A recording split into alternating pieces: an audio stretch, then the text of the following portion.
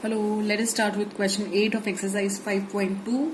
The question says that an AP consists of 50 terms. That means total terms कितनी है AP की 50, of which the third term is 12 and the last term is 106. Find the 29th term. अब इस AP में कितनी terms हैं total? 50 terms. Last term की जब हम बात कर रहे हैं दैट मीन्स कौन सी टर्म लास्ट होनी चाहिए? The 50th term. तो हमें A50 दिया हुआ है 106 और क्या दिया हुआ है हमें? थर्ड टर्म A3 दिया हुआ है. तो हमें क्या दो चीजें गिवन है? A3 and A50 and we have to find out the 29 term.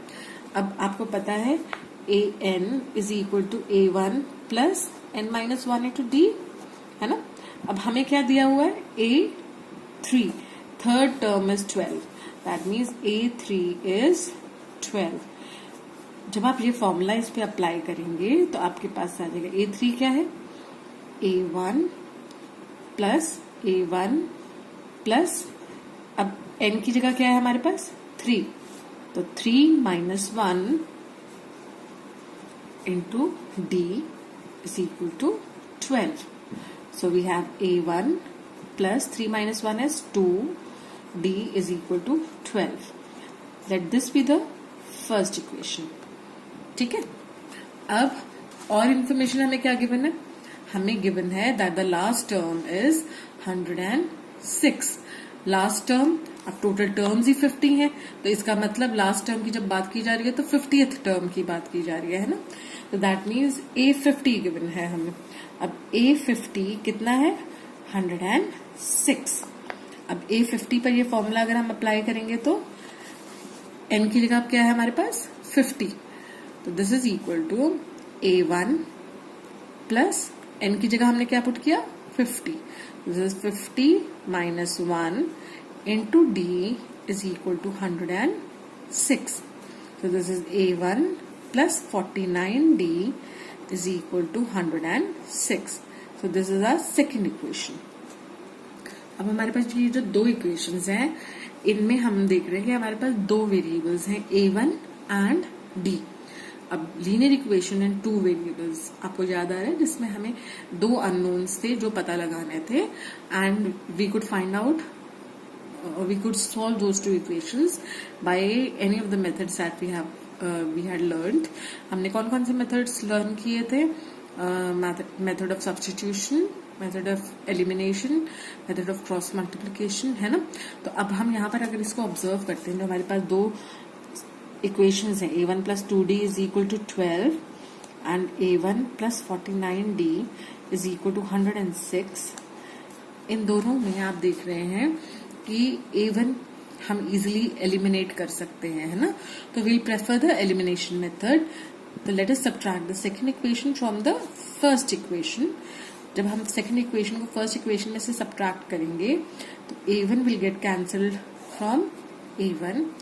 2D minus 49D is minus 47D. बड़े नंबर का साइन लगता है ना. अब 106 में से 12 गया. This is plus 12 and this is minus 106. तो माइनस 106 में से जब 12 जाएगा तो हमारे पास क्या आएगा? 94 माइनस 94 है ना.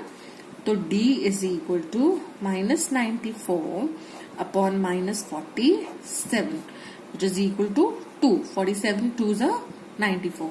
तो D की वैल्यू हमारे पास आई 2. Now let us calculate the value of A1. We know that A1 plus 2D is equal to 12. We have got this from the first equation. First equation है ना, A1 plus 2D is 12. हम ये equation use कर रहे हैं to find out the value of A1. This implies that A1 plus 2 into D. 2 into D. D कितना है? 2 is equal to 12. This means A1 plus 4 is equal to 12 and A1 is equal to 12 plus 4 इधर आकर क्या हो जाएगा? minus 4.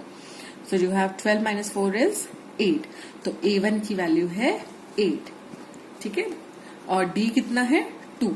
लेकिन हमें क्या फाइंड आउट करना है, we need to find out the 29th term, that means we have to find out A29, है ना।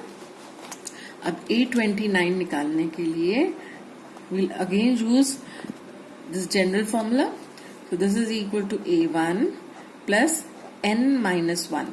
n क्या है यहाँ पर 29, n minus 1 है ना, तो 29 minus 1 into d. This is equal to A1 की वैल्यू हमने क्या निकाली 8. So 8 plus 29 minus 1 is 28 और d की वैल्यू हमने क्या निकाली 2. d की value 2. So this is equal to 8 plus 56. 28 into 2 is 56. So this is equal to 64. तो A29 की वैल्यू है 64. हमें यही फाइंड आउट करना था, ठीक है।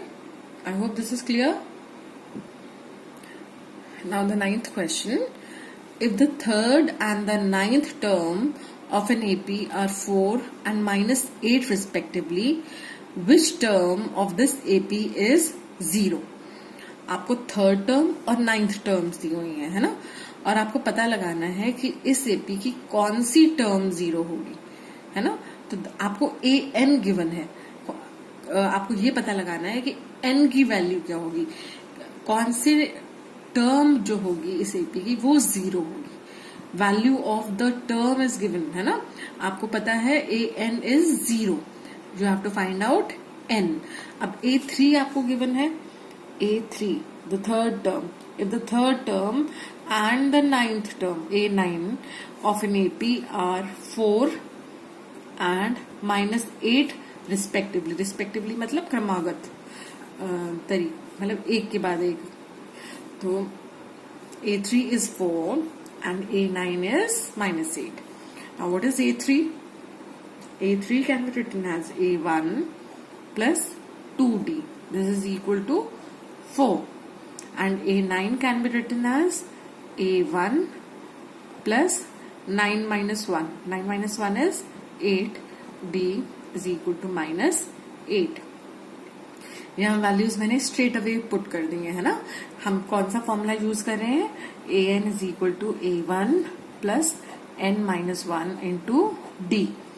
तो जब A3 है, N3 है, तो A3 is equal to A1 plus 3 minus 1। 3 minus 1 is 2D, है ना। और A3 की वैल्यू क्या है 4, तो A1 plus 2D की वैल्यू हो गई 4। इसी तरह से जब हम A9 की बात कर रहे हैं तो N की जगह हमें क्या पुट करना है 9, तो A9 is equal to A1 plus 9 minus 1। 9 minus 1 is 8D, तो A1 plus 8D is equal to -8। अब हमारे पास ये दो इक्वेशंस है, दो वेरिएबल्स में। कौन कौन से दो वेरिएबल्स है, A1 एंड D। तो we will solve these two equations by the method of elimination। अब elimination के लिए we'll subtract the second term from the first term। अब साइन क्या होगा, जब सब्ट्रैक्ट करते हैं तो साइंस चेंज हो जाते हैं सेकेंड इक्वेशन के। तो ये पॉजिटिव A1 था, नेगेटिव हो जाएगा, पॉजिटिव 8D है, ये नेगेटिव 8D हो जाएगा।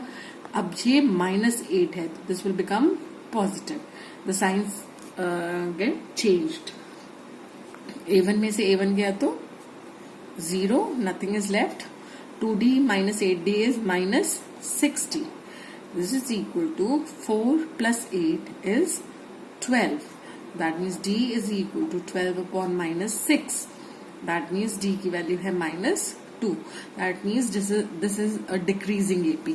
वो तो आपको वैसे यहाँ देख कर भी पता चल रहा होगा कि A3 4 है और A9 -8 है, डिक्रीज हो रही हैं वैल्यूज। जब टर्म्स बढ़ रही हैं 3 के बाद 9th टर्म की जब हम बात कर रहे हैं तो वैल्यू जो AP की है that is decreasing, that means it is a decreasing AP। अब हमें पता है from the first equation we know that A1 plus 2D is equal to 4। तो A1 plus 2D की वैल्यू हमने क्या निकाली है -2 is equal to 4। तो A1 2 into -2 is -4 is equal to 4. That means A1 is equal to 4 -4 इधर आकर क्या हो जाएगा +4. तो ये हो गया 8. तो A1 है हमारा 8. ठीक है. अब फर्स्ट टर्म हमारी है 8. अब वो कह रहे हैं which term of this AP is 0. तो let us assume that the nth term of this AP is 0. That means AN is 0. But AN होता क्या है? A1 plus N minus 1 into D. That means A1 plus N minus 1 D is equal to 0. ठीक है. अब A1 हमने क्या calculate किया? 8. तो A1 की जगह क्या पुट कर देंगे हम? 8 प्लस N माइनस 1. N ही हमें पता लगाना है. कौन सी टर्म है ना, ये बोला गया ना विच टर्म, कौन सी टर्म. तो that means we have to find out N. D की वैल्यू हमने क्या निकाली? -2. This is equal to 0. तो 8 minus 2N minus minus plus.